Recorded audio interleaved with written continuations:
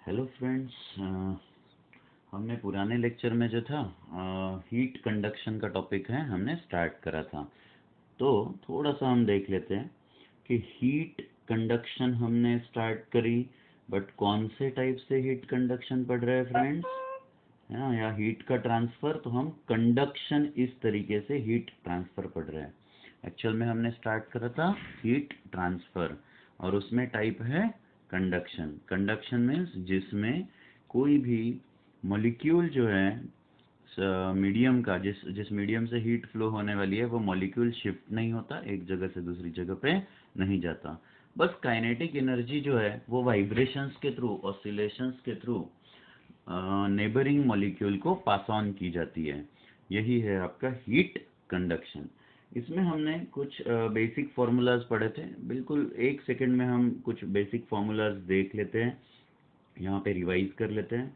हमने देखा था कि हीट करंट या heat flowing through a steady state material is K is the thermal conductivity into area of cross section into change in the temperature θ1 minus θ2 divided by जितना भी distance वो चलेगा L, या कितना उसका थिकनेस है material का, इनटू टाइम T। हमने इसी में Q अपॉन T को हमने लिखा, या dQ बाय dt को हमने लिखा K A by L into θ1 minus θ2, और इसी को हमने नाम दिया हीट करंट H। दोस्तों, हीट करंट इस कॉन्सेप्ट से फिर हमने थर्मल रेजिस्टेंस नाम का एक फॉर्मूला और बनाया, और थर्मल रेजिस्टेंस ये जो कॉन्सेप्ट था, है ना, उसमें हमने देखा कि इस फॉर्मूले को, जैसे हम ओम्स लॉ को देखते हैं कि current is equal to voltage upon resistance, वैसे ही हम अगर पैरेलली एनालॉगस तरीके से देखें तो heat current is equal to change in the temperature. Look at this, Ka by L θ1 minus θ2 ऐसा है। तो इसको हम क्या लिख सकते हैं, θ1 माइनस θ2 को चेंज इन टेम्परेचर। और अगर मैं इस पूरे टर्म को ऐसा लिख दूं, लेंथ अपॉन K इंटू ए, तो देखिए जैसे यहाँ पे था ना, मैं यहाँ पे दोबारा लिख देता हूँ, I is equal to current is equal to voltage upon R. Similarly heat current is equal to voltage क्या होता है दोस्तों, देखो यहाँ पे देखिए, वोल्टेज क्या होता है, पोटेंशियल का डिफरेंस, मतलब higher potential minus lower potential. Similarly ये क्या है फिर, डेल थीटा, ये भी तो टेम्परेचर का डिफरेंस है, higher temperature minus lower temperature. So voltage V और डेल थीटा जो है वो एक दूसरे को एनालॉगस है। जैसे this is a electric current, this is a heat current, this is potential difference, this is temperature difference. Now if this term is resistance, then L upon Ka has to be resistance, therefore thermal resistance जो है L upon Ka, हम ऐसे इसको define कर सकते हैं friends, है ना। सो गाइज इसको ना बिल्कुल कॉन्सेंट्रेट होके देखिए कि थर्मल रेजिस्टेंस जो है वो बिल्कुल इलेक्ट्रिकल रेजिस्टेंस की तरह काम कर रहा है। दोबारा एक बार देखिए, electric current is equal to potential difference upon resistance. Heat current is equal to temperature difference upon thermal resistance. और बस इन दोनों फॉर्मूलों को अलग समझ के, एक जैसा समझ के, हम इनके डिनोमिनेटर्स कंपेयर कर लेंगे, तो thermal resistance is equal to L upon Ka। ठीक है, ये हो गया हमारा पुराने लेक्चर का 2 मिनट के अंदर। वैसे तो 4 मिनट के अंदर हुआ है but that's all right guys, important है ये सब फॉर्मूलाज, थोड़ा बहुत दे भी दिया तो फर्क नहीं पड़ेगा। तो यहाँ हम देखते हैं कि अब हम इसके बेस पे देखते हैं कि अगर मैंने 2 रॉड्स लिए और उनको सीरीज में और पैरेलल में कनेक्ट कर दिया, मतलब जैसे रेजिस्टेंसेस हम सीरीज पैरेलल में लगाते थे, बस उसी तरीके से हम यहाँ पे देखने वाले हैं। तो हम सबसे पहले देखते हैं रॉड्स इन सीरीज कनेक्शन, है ना। सीरीज कनेक्शन कैसे दिखेगा फ्रेंड्स, ये सीरीज कनेक्शंस देखिए, मान के चलते कि ये एक रॉड है ब्लू कलर में जो मैंने ड्रॉ करी, और इस रॉड की जो लेंथ है वो L1 है, इसका जो एरिया ऑफ क्रॉस सेक्शन है वो A1 है, और इसकी जो कंडक्टिविटी है वो K1 है। और इसी को हमने एक दूसरा और रॉड कनेक्ट कर दिया, ये रेड कलर में आपको दिख रहा होगा फ्रेंड्स, है ना। और फिर ये हुआ, इस वाले रॉड की लेंथ L2 हुई, इस वाले रॉड की जो थर्मल कंडक्टिविटी वो K2 है, और इसका जो एरिया ऑफ क्रॉस सेक्शन है वो A2 है। और दोनों ही स्टेडी स्टेट कंडीशन में है। स्टेडी स्टेट कंडीशन में है, इसका हम सीधा सीधा मतलब लेंगे कि जितना अमाउंट ऑफ एनर्जी इसमें से पास होगी, Q अमाउंट ऑफ एनर्जी, उतनी ही इक्वल अमाउंट ऑफ एनर्जी इस वाले में से बाहर निकलेगी। गिवन केस कि इसका जो सरफेस एरिया है ना, ये वाला मतलब जो सिलेंडर का जो सर्कुलर सरफेस एरिया है, उसमें से कोई हीट जो है वो रेडिएट होके नहीं जा रही है, वो लॉस नहीं हो रहा है रेडिएशन में। तो जितनी हीट इस A1 से अंदर जाएगी, उतनी ही इस A2 से, रेड वाले के दूसरे वाले एंड से बाहर आएगी। ये हो गया आपका स्टेडी स्टेट कंडीशन। तो इसका मतलब है कि हीट करंट क्या होती है दोस्तों? हीट करंट होती है दिस Q, मतलब amount of energy, heat energy upon time t। मैं लिखता हूँ Q अपॉन टाइम t। मान के चलो कि कुछ joule, 100 joule of energy 1 minute में यहाँ से इस तरफ में निकाल रहा हूँ, तो ये होने वाला है हीट H1। इसके लिए देखिए हीट करंट जो है H1, और इसके लिए जो होगा वो हीट करंट को मैं H2 अगर लिख दूं, है ना। विजिबिलिटी क्लियर है फ्रेंड्स? तो H1 क्या होने वाला है? H1 is going to B, देखिए हम एक कंसिडरेशन करते हैं, अब थोड़ा ध्यान दीजिए। हीट करंट कहाँ से कहाँ जा रहा है? इस वाले एंड से इधर वाले एंड पे। तो यहाँ का टेम्परेचर कुछ ज़्यादा होगा, हम मान के चलते हैं कि यहाँ का जो टेम्परेचर है वो θ1 है, बहुत से बुक्स इसको T1 T2 करते हैं। और इस दूसरे वाले एंड का जो टेम्परेचर है फ्रेंड्स वो θ2 है, ऐसा हम मान के चलते हैं। और अज्यूम कर लेते हैं, we are going to assume a temperature of the junction, ये जो जॉइंट है दोनों रॉड्स को जहां पे हमने कनेक्ट करा था, उसका टेम्परेचर हम θ मानते हैं। तो देखिए यहाँ पे θ1 सबसे ज्यादा होगा, उससे छोटा होगा θ, और उससे कम होगा θ2, ताकि ये जो इस हीट जो है वो इस तरफ से, इस वाले एंड से A1 से A2 की तरफ बढ़े। तो हीट 1 यहाँ से यहाँ के लिए हम फॉर्मूला लगाते हैं। क्या फॉर्मूला है दोस्तों? देखिए हीट का formula KA/L into difference of temperature.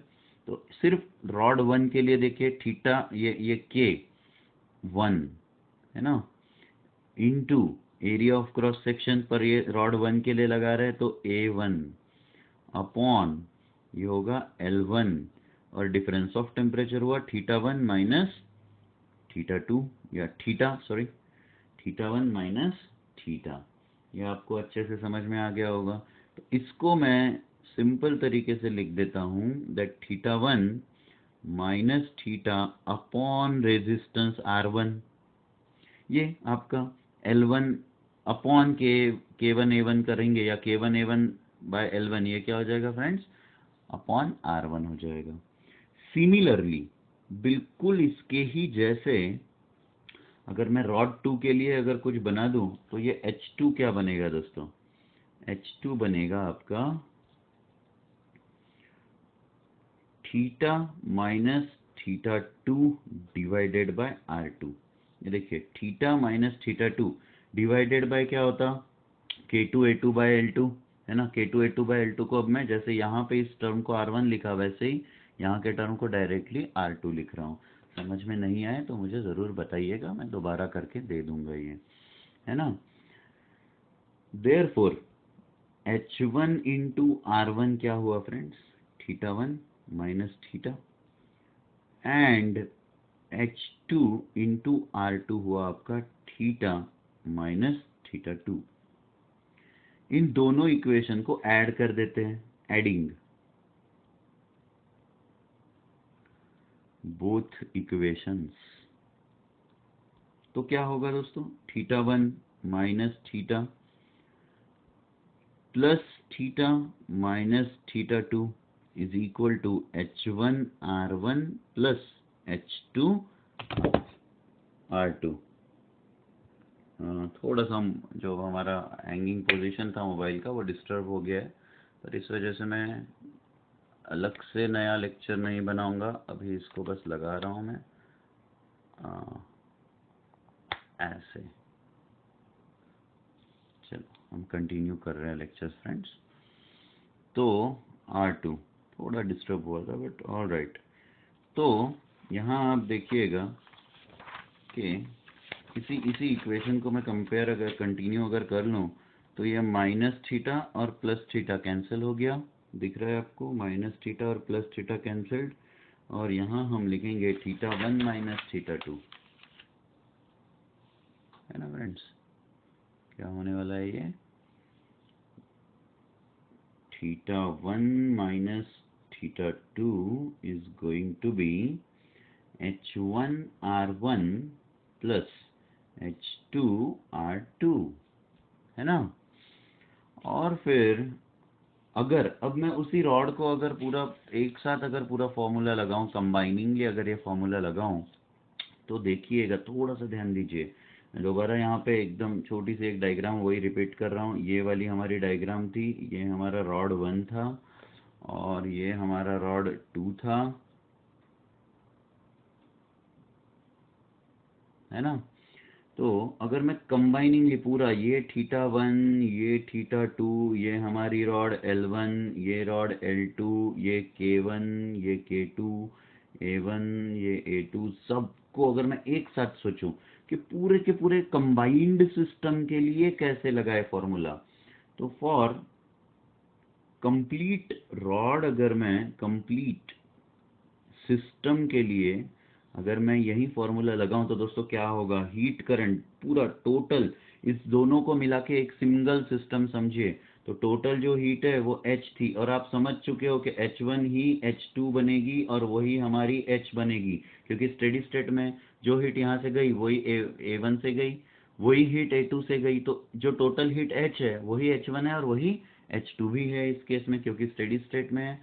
तो कंप्लीट सिस्टम के लिए देखिए H इज इक्वल टू जो कंबाइंड दोनों का मिलके जो कुछ K हो रहा होगा अपॉन ये A upon L1 plus L2, या आप कंबाइंड लेंथ L ले सकते हो यहाँ पर। अगर हम इसको कंबाइंड जो है वो उसकी लेंथ अगर हम L मान लें, इनटू ये होगा θ1 माइनस θ2। तो क्यों न मैं इसको देखिए टोटल को ऐसा लिखूं, जो हमारा शॉर्टकट तरीका था, θ1 माइनस θ2 अपॉन दोनों का कंबाइंड थर्मल रेजिस्टेंस हम यहाँ पे मान लेंगे, दोनों का कंबाइंड थर्मल रेजिस्टेंस, तो देखिए R हो गया, और इसीलिए मैं इसको लिखता हूँ H into R is equal to θ1 minus θ2। और अब ये वाला इक्वेशन देखिए, इक्वेशन 1 और इक्वेशन 2 को कंपेयर करिए, फ्रॉम 1 एंड 2 दोस्तों, है ना। देखिए क्या हुआ है, θ1 माइनस θ2 उसकी LHS है और इसका भी θ1 माइनस θ2 RHS है, तो दोनों की साइड्स को अगर मैं कंपेयर कर लूँ, HR is equal to H1R1 plus H2R2। आप इसमें से H को, ये H1 H2 और H जो है यहाँ से देखिए ये सब सेम है, इक्वल है, यहाँ से हम H को काट देंगे तो R जो होगा वो R1 प्लस R2 बनेगा। इतना सा लंबा चौड़ा सिखा दिया, आप कुछ इसका शॉर्टकट बता सकते हो क्या? अरे हाँ बिल्कुल, क्यों नहीं, शॉर्टकट देखिए आप। अरे बिल्कुल इजी अंडरस्टैंडिंग के लिए जाएंगे हम। इजीली आप इसको कैसे समझोगे, अंडरस्टैंडिंग कैसे आएगी, तो ये समझिएगा कि क्या होने जा रहा है। दो रॉड्स थे दोस्तों, यहाँ देख रहे हैं हम, देयर वर टू रॉड्स, ये पहला ये दूसरा।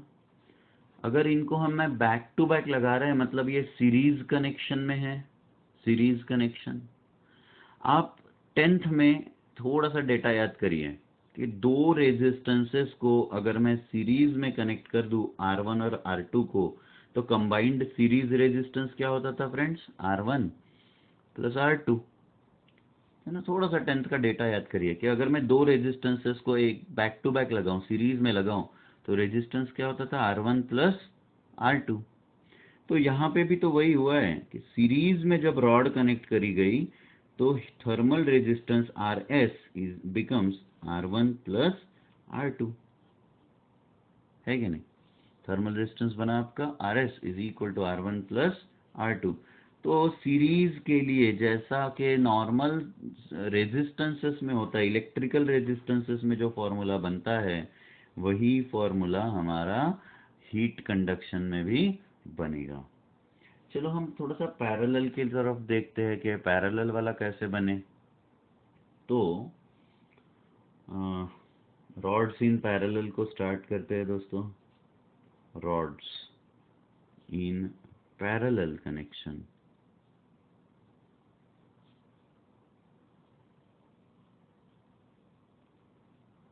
थोड़ा ना शायद मोबाइल गिरने से बीच में से लेक्चर डिस्टर्ब हुआ है, या शायद ओरिएंटेशन भी उल्टा हो गया हो, मैं नहीं जानता। तो शायद वीडियो के बाद पता चले या क्लास खत्म होने के बाद पता चले, पर आप अपना स्क्रीन जो है लाइकवाइज एडजस्ट कर लीजिएगा। तो रॉड्स इन पैरेलल के लिए जब हम देखते हैं तो देखिए क्या होने जा रहा है। यहाँ पर जो है हम एक इस तरफ एक सिस्टम लगाते हैं, और इस सिस्टम में जो है वो टेम्परेचर जो है वो θ1 है ना। और एक दूसरा सिस्टम लगाया, और इस वाले सिस्टम में जो टेम्परेचर है वो θ2 है दोस्तों। हम बोल देते हैं कि भाई θ1 इज ग्रेटर देन θ2। और अब यहाँ एक रॉड कनेक्ट कर देते हैं, ये वाली, ये आपको रॉड दिख रही है ना। इसमें से हम मानते हैं कि क्योंकि θ1 θ2 से ज़्यादा है तो हीट इस तरफ हीट करंट जाएगा, इसमें से मानते हैं H1 अमाउंट का हीट करंट गया। अब एक दूसरी रॉड भी हम इसी के पैरेलल में लगा देते हैं। देखिए ये पैरेलल कनेक्शन की तरह हो गया, है ना। और अब हम मानते हैं कि इसमें से जो हीट करंट जा रहा है वो H2 है। आप रेड और ब्लू दोनों देख पा रहे हो, दोनों अलग अलग रॉड्स है। बट यहाँ जो है रॉड्स की जो लेंथ है अब सेम ली गई है। और अगर हम फिर से हमारे डायरेक्ट फॉर्मूलाज लगाएं तो बहुत आसान होने जा रहा है। H1 क्या होगा फ्रेंड्स? आप बता सकते हो यार। अब H1 इज θ1 माइनस θ2 दोनों के बीच का टेम्परेचर डिफरेंस माइनस अपॉन दोनों उस रॉड का रेजिस्टेंस R1, एंड H2 जो है वो होने वाला है θ1 माइनस θ2 अपॉन R2। अब मुझे बताइए, अगर मैं दोनों रॉड को कंबाइनिंगली सोचूं, कंबाइंड सिस्टम सोचूं, पैरेलल कनेक्शन का कंबाइंड सिस्टम सोचूं, तो H क्या होने वाला है? Total heat. एक्चुअल में इसमें से H1 गई, इसमें से H2 गई, तो टोटल कितनी गई फ्रेंड्स? H1 plus H2। ये तो एक है ही। और अगर कंबाइंड सिस्टम सोचेंगे ऑल्सो ऑल्सो H क्या होने वाला है यहाँ पे? तो H होने वाला है आपका θ1 माइनस θ2। और दोनों का कंबाइन पकड़ के मैं जो पैरेलल रेजिस्टेंस है वो Rp कंसिडर करता हूँ, है कि नहीं। और देयरफॉर ये वाला इक्वेशन, इस वाले इक्वेशन में मैं सारी वैल्यूज पुट अप करता हूँ, H की, H1 की और H2 की। इस इक्वेशन में अगर मैं सारी वैल्यूज पुट अप कर दूँ तो θ1 माइनस θ2 अपॉन रेजिस्टेंस पैरेलल वाला is θ1 minus θ2 upon R1 plus θ1 minus θ2 upon R2। आप हर तरफ से θ1 minus θ2 को काट दीजिए, ये होगा 1 upon R parallel is equal to 1 upon R1 plus 1 upon R2। तो अगर आप अच्छे से एक बार देखोगे फ्रेंड्स तो आपको और एक बात ध्यान में आएगी। मैं यहाँ रख रहा हूँ ये शीट, कि अगर मैं दो रेजिस्टेंसेस को पैरेलली कनेक्ट कर दूं, यहाँ पे देखिए रेजिस्टेंसेस इन पैरेलल, ये R1 रेजिस्टेंस, ये R2 resistance, resistances in parallel, ये इलेक्ट्रिकल कनेक्शन की तरह आप इसको याद रखिए। तो 1/r पैरेलल क्या होता है, 1/r1 प्लस 1/r2। बिल्कुल सिमिलर हो रहा है, सिमिलरली एक जैसा है, जैसे रेजिस्टेंस, इलेक्ट्रिकल रेजिस्टेंसेस को हम ट्रीट कर रहे हैं, वैसे ये दो रॉड्स थे फ्रेंड्स, और इन दोनों रॉड्स को हमने पैरेलल कनेक्ट कर दिया, और जो पूरा कंबाइंड रेजिस्टेंस बना वो हमारा 1/rp is equal to 1/r1 plus 1/r2 बना। तो जैसे सीरीज में एडिशन होती है R1 प्लस R2, यहाँ पे भी थर्मल रेजिस्टेंसेस की एडिशन हुई। जैसे पैरेलल में 1/rp is equal to 1/r1 plus 1/r2 होता है, वैसे ही यहाँ पर भी हो गया। जैसे इलेक्ट्रिकल रेजिस्टेंसेस वर्क करते हैं, वैसे ही हमारे थर्मल रेजिस्टेंसेस भी वर्क कर रहे हैं। ये अब वहाँ पे आपको याद रखना है, और कैसे और क्यों ये अब मैंने आपको डिटेलिंग करा दी है, पूरा डिटेल में मैं आपको समझा चुका हूँ। फिर भी अगर कुछ कभी दिक्कत आए तो आप ज़रूर मुझसे कांटेक्ट करिए, कोई दिक्कत नहीं है। अब हम इस टॉपिक के न्यूमेरिकल्स पे कुछ पहले बेसिक फंडा पे चलेंगे और फिर कुछ न्यूमेरिकल्स पे चलेंगे, क्योंकि ये जो टॉपिक है ये पर्टिकुलरली बिना न्यूमेरिकल्स के आपको अच्छे से समझ में नहीं आने वाला, कि कुछ तो बेसिक्स हमें देखने ही है।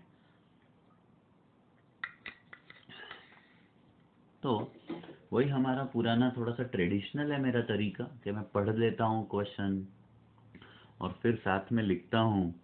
तो इस ट्रेडिशनल तरीके से फ़िलहाल तो हम जा रहे हैं, हम कंटिन्यू कर रहे हैं, क्योंकि थोड़ा अगर किसी के पास नेटवर्क का इश्यूज़ है तो वो भी लिख सके। मैं चाहता हूँ कि आप ये क्वेश्चंस जो फंडामेंटल क्वेश्चंस लिखिए। तो यहाँ देखते हैं टू रॉड्स, क्वेश्चन है two rods capital A and B are of equal lengths. Two rods capital A and B are of equal lengths. Each rod has its end at temperature T1 and T2. Each rod has its ends at temperature T1 and T2. ठीक है friends, what is the condition that will ensure equal rates of flow of heat through the rods A and B? What is the condition? देखिए friends, what is the condition that will ensure equal rates of flow of heat through the rods A and B, through the rods A and B। ठीक है, तो question क्या है कि दो rods है, वो दोनों की इक्वल रिंग्स है, और दोनों के जो एंड टेम्परेचर है वो T1 और T2 है। What is the condition that will ensure that equal rate of flow of heat. Solution में थोड़ा सा, हर बार मेरी एक आदत है, ज़रूरत ना भी रहे तो मैं हर क्वेश्चन की जो है वो डायग्राम बनाना चाहता हूँ, ताकि थोड़ा सा थिंकिंग इनिशिएट हो, आपको समझ में आए कि कहाँ से सोचना स्टार्ट करें, कैसे करें। मान के चलते हैं कि ये हमारा ए वाला रॉड है ना फ्रेंड्स, ये ए वाला रॉड है, रॉड ए। अब हम लेके चलते हैं कि इसका area of cross section A1 है, और इसकी जो लेंथ है वो L है।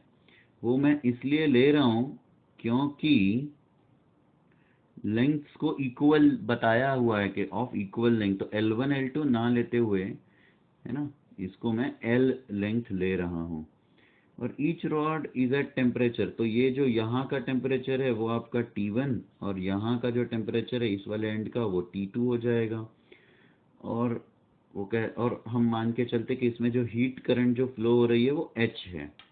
ये फर्स्ट एक वाली rod.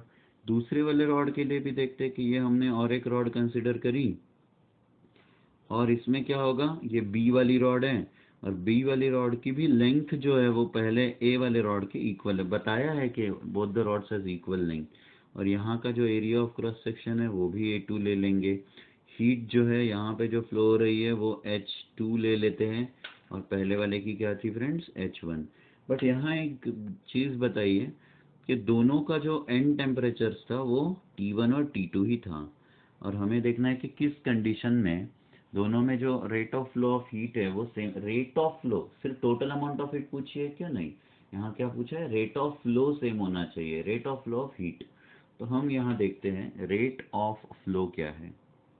Rate of flow of heat मैंने आपको स्टार्टिंग से पढ़ाते हुए लाया कि किसी भी चीज़ का रेट कैसे होता है, जो भी क्वांटिटी हो अपॉन टाइम कर दीजिए तो उसका रेट निकल जाएगा। तो क्वांटिटी क्या है, heat, Q upon time T is your rate of flow. और फिर पता चला अरे यही तो हमारा हीट करंट होता है, हीट करंट का फॉर्मूला, हीट करंट है ना। तो यहाँ पे H1 क्या होगा, H1 होगा आपका, H1 होगा फ्रेंड्स, देखिए K1 into A1 upon length L, L1 ले सकते थे बट ज़रूरत नहीं है, T1 minus T2, okay. And H2 क्या होगा दोस्तों, K2 A2 upon L, T1 minus T2। But उन्होंने तो बोल दिया कि भाई रेट ऑफ फ्लो इक्वल चाहिए, तो आप H1 is equal to H2 कर दीजिए, हो चुका है आपका क्वेश्चन, एकदम खत्म लेवल का फालतू क्वेश्चन है ना।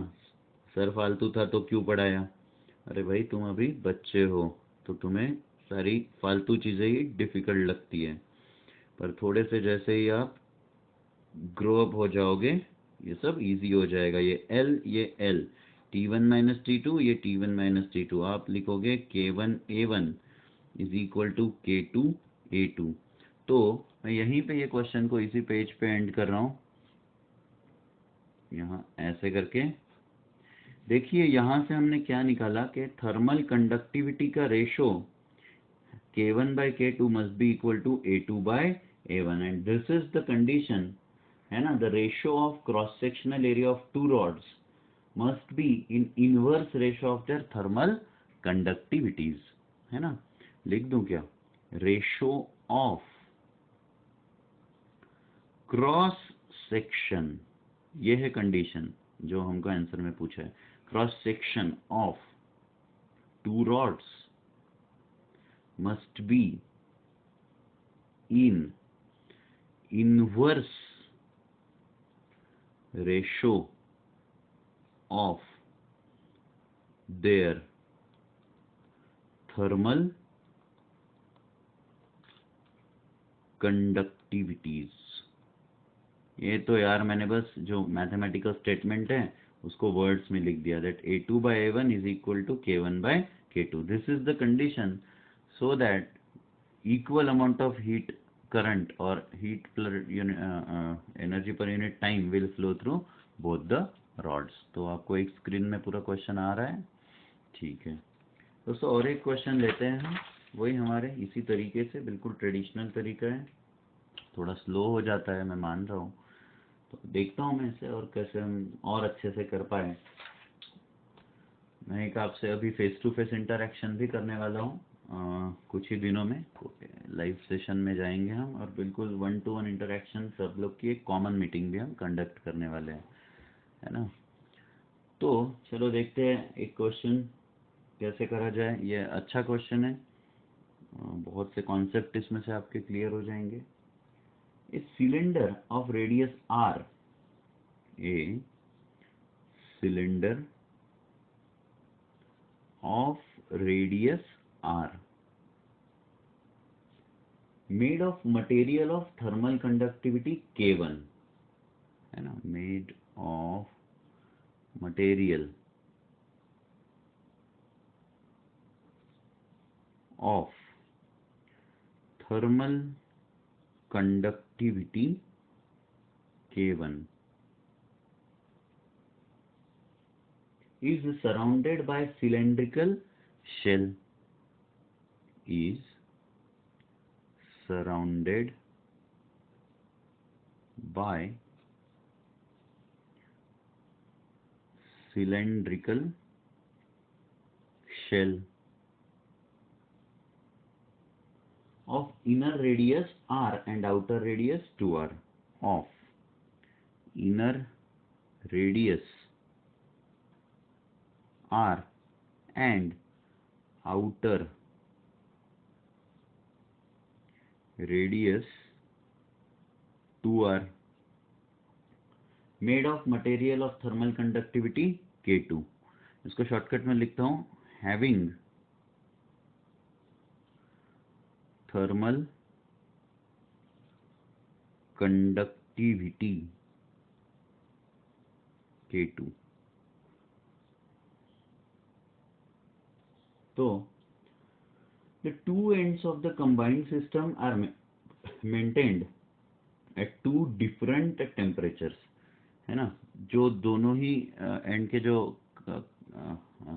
पूरे सिस्टम के जो दो एंड्स है वो दोनों का टेम्परेचर अलग अलग है, और there is no loss of heat across the cylindrical surface and the system is in steady state. उसने मेंशन कर दिया है कि सिस्टम स्टेडी स्टेट है। तो what is the effective thermal conductivity of the system? तो हम ऐसा लिख देते हैं पहले, the two ends of the combined system are maintained, the two ends of combined system, the two ends of the combined system are maintained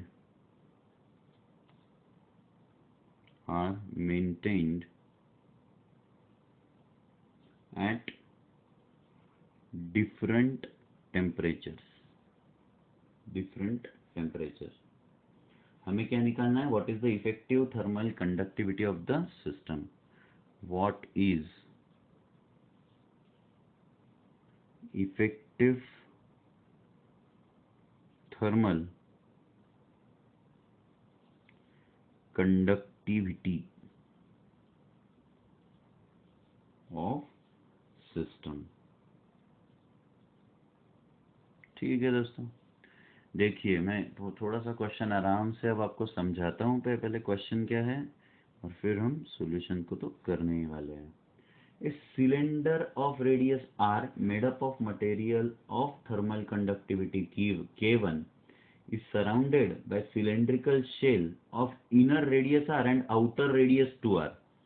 मतलब देखिए एक सिलेंडर है जिसकी जो रेडियस है, ऐसे करूं, ऐसे कर लेता हूँ, रुकिए थोड़ा सा आपको आसान जाए। ये एक सिलेंडर है और इसकी रेडियस है बेटा r1 या r, है ना। इसकी रेडियस है r, और this cylinder is surrounded by another cylinder और एक core having inner radius r and outer radius 2r।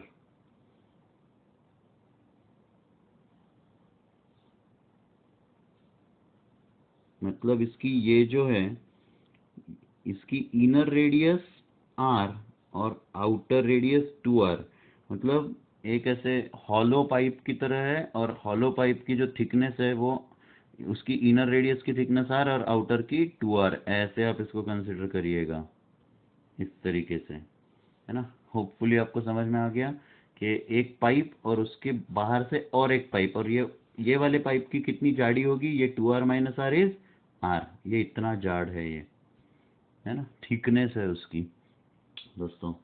और दोनों के जो एंड्स हैं वो कैसे कनेक्टेड है, कितने टेम्परेचर्स पे कनेक्टेड है? तो वो cylinder of radius R made of material of thermal conductivity K1।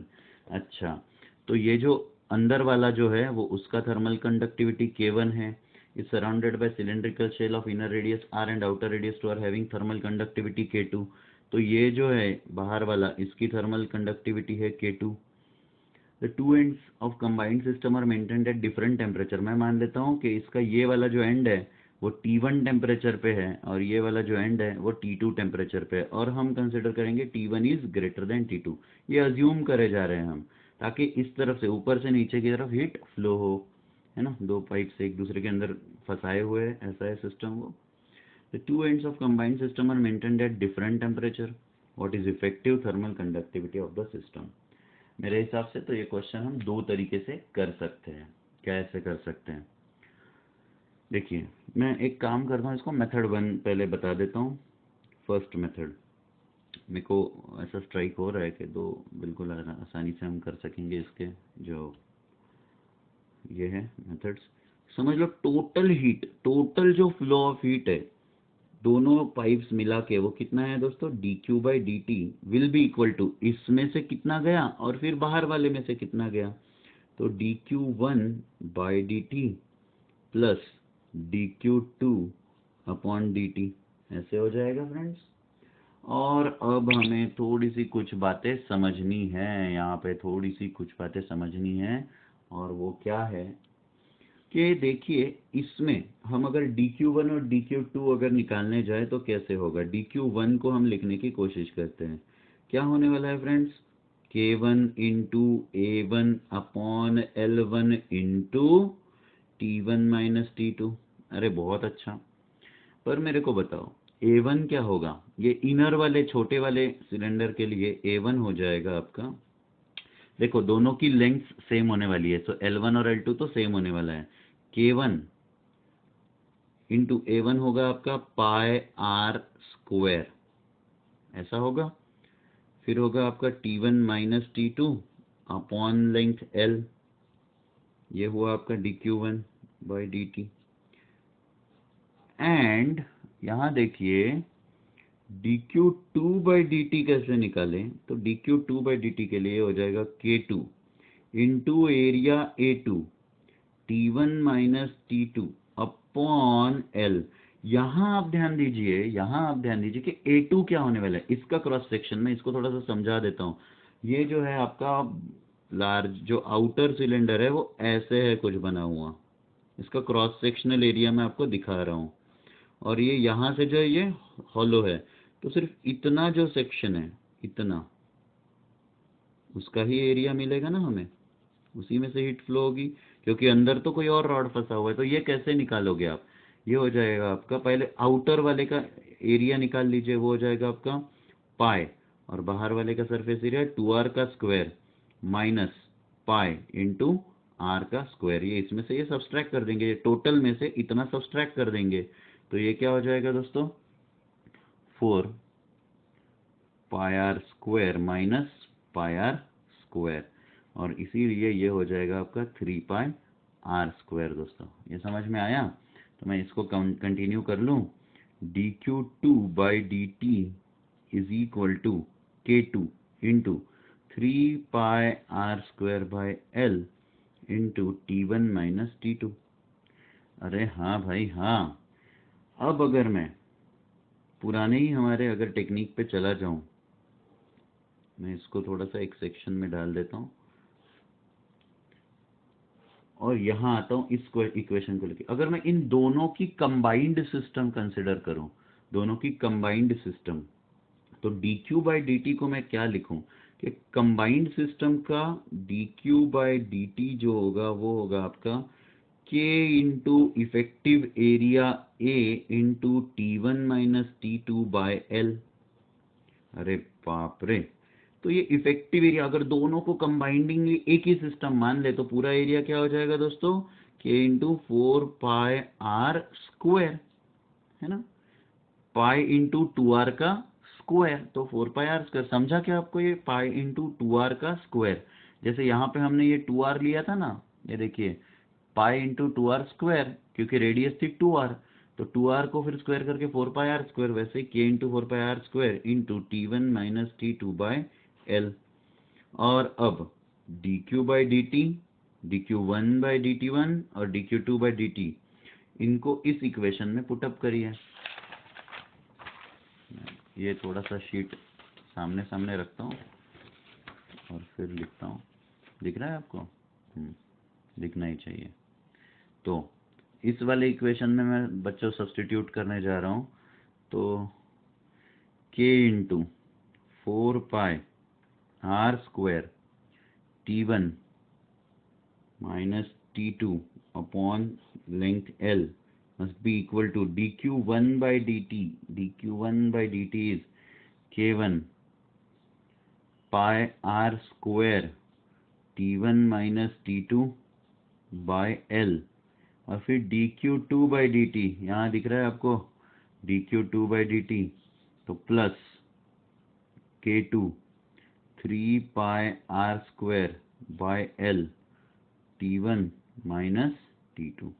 यहाँ से 4πr², यहाँ पे 4π नहीं कट रहा है डायरेक्टली, ये कटेगा πr² T1 माइनस T2 और L, πr² T1 minus T2 और L, πr² T1 minus T2 और L, और ये हो जाएगा आपका 4k is equal to K1 plus 3K2, and इसीलिए कंबाइंड सिस्टम का जो थर्मल कंडक्टिविटी है वो होगा K1 plus 3K2 bye K bye 4,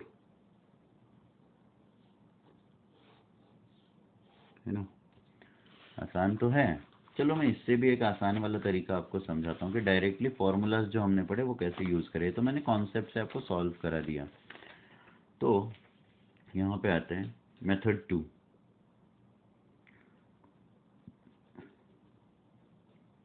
दोस्तों देखिए मेथड 2 में हम क्या करेंगे, हमें क्या दिख रहा था कि ये एक रॉड और उसके साथ ये एक हॉलो वाली रॉड उसके बाहर से ऐसे कनेक्ट कर दी गई थी। ये ऐसी रॉड है यार, ड्राइंग तो मेरा पहले से ही खराब है यार, आप उसके ऊपर जाइएगा भी मत। पर आपको समझ में, ये इतना ही पोर्शन इसका सॉलिड था रेड वाले का, जो आउटर वाला सिलेंडर था, और अंदर में ब्लू वाला है ना, दूसरा मतलब ये K1 वाला है अंदर में, और ये बाहर में K2 वाला। तो आप देख सकते हो कि ये एक तरीके से पैरेलल सिस्टम हुआ, है ना। हम यहाँ लिख देते हैं दिस इज पैरेलल, अरे यार आज पता है ना, तो थोड़ा सा तकलीफ तो दे रहा है, पर आज हमें इसी तकलीफ के साथ क्लास को कंप्लीट करना है दोस्तों। तो ऐसा है यार, कर लेते हैं ना।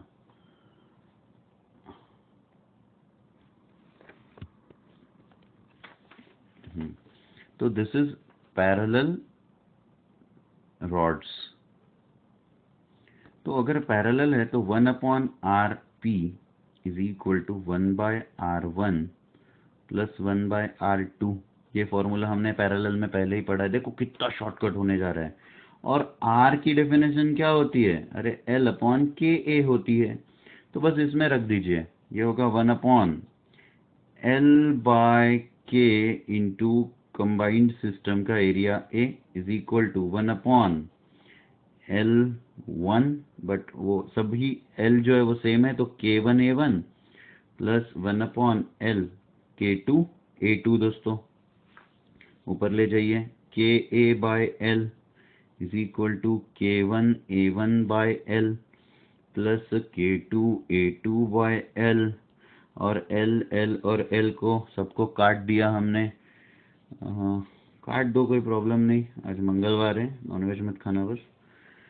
तो K इंटू टोटल, जो ये किसका था, पूरे पैरेलल का, पूरे सिस्टम का था, तो एरिया किसका लिखोगे, पूरे के पूरे सिस्टम का। क्या होने जा रहा है, इसकी जो पूरी रेडियस है वो 2r है, तो ये पाई इंटू 2r का whole square is equal to K1, और A1 मतलब ये अंदर वाले का, ब्लू वाले का, तो A1 क्या होगा, इसकी रेडियस सिर्फ r थी, ये रेडियस हुई हमारी पाई into r square plus K2, और A2 का मतलब सिर्फ इतना, ये जो इतना हॉलो पोर्शन है ना, इतना वाला हॉलो पोर्शन, हॉलो पोर्शन का हमने एरिया पिछले ही इसमें पढ़ा कि क्या था, पाई इंटू 2r का square minus pi into r square use to be 3πr square. ये मैं आपको पहले भी पढ़ा चुका हूँ, तो ये हो जाएगा आपका 3πr स्क्वायर, और फिर एक बार k into 4 pi R square is equal to K1 pi R square plus 3K2 pi R square. तो यहाँ पे pi R square pi R square pi R square cancelled, so 4K is equal to K1 plus 3K2, और इसीलिए K is equal to K1 plus 3K2 divided by 4। ऐसा आपका formula बनेगा। देखिए ये एक आसान और शॉर्टकट तरीका हो गया, बट वो ये कि एरिया सही से कंबाइन कर लोगे तो आपको आ जाएगा। दोस्तों आज हम यहाँ पे ट्रायल क्वेश्चंस रोकते हैं, क्योंकि एक तो क्लास हमारी अच्छा ये एक सेपरेट वीडियो बन रहा है, ठीक है, मैं इनको दोनों को बैक टू बैक आपको लोड कर दूंगा। और ठीक है दोस्तों, ये दो क्वेश्चंस हम करके यहाँ पर रुकते हैं आज। मुझे होपफुली लगता है कि काफ़ी सारे जो कॉन्सेप्ट्स हैं आपके वो क्लियर हो चुके होंगे। अब कुछ और क्वेश्चंस हम करेंगे जिनके मैं शीट बना के आपको वो क्वेश्चंस कराने वाला हूँ, जो थोड़ा सा फास्ट हो जाएंगे friends. So thank you for today, just keep studying. अगर आपको थोड़ा भी लगता है कि निराशा आ रही है, कुछ आलस आ रहा है, तो speak to me, I am there to motivate you always. Thank you.